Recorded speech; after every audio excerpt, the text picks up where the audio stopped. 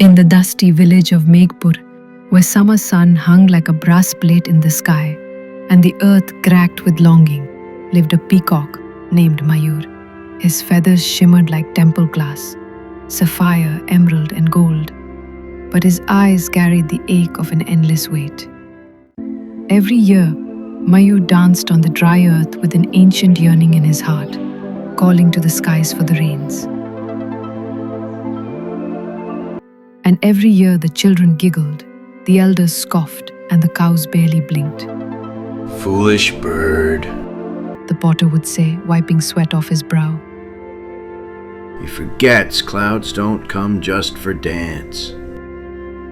But Mayur remembered stories his mother whispered under moonlight, of monsoons being lovers of rhythm, of clouds drawn to beauty, of faith that stirred the heavens. And so he danced, alone, proud, persistent. In the same village lived Radha, a girl with quiet eyes and an old harmonium passed down by her grandfather. Her music was tender, like a lullaby to the parched fields. And in the nearby sugarcane grove worked Arjun, a boy with dusty hands and dreams. One morning, when the sun was cruel and unrelenting, Mayur danced again, wings stretched to the skies, feet tapping rhythm into the earth. He spun and leapt, not for the crowd but for the clouds he couldn't see.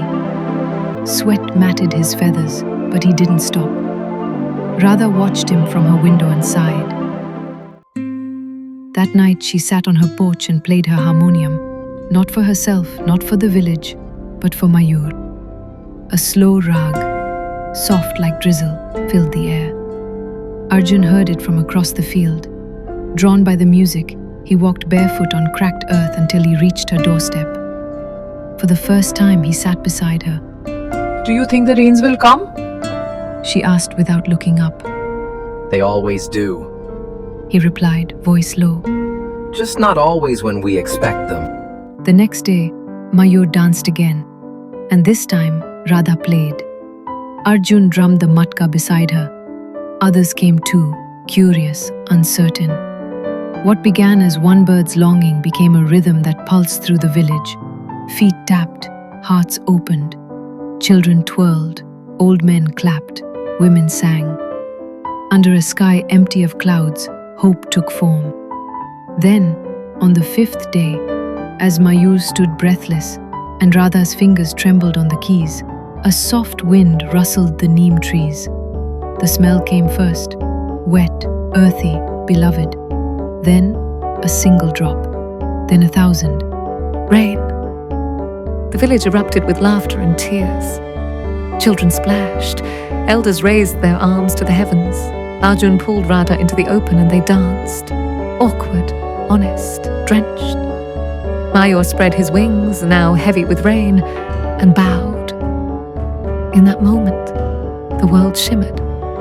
Not just from rain, but from something older and deeper. Faith, not blind, but persistent. Love, not loud, but steady. From that year on, the villagers no longer laughed at Mayur.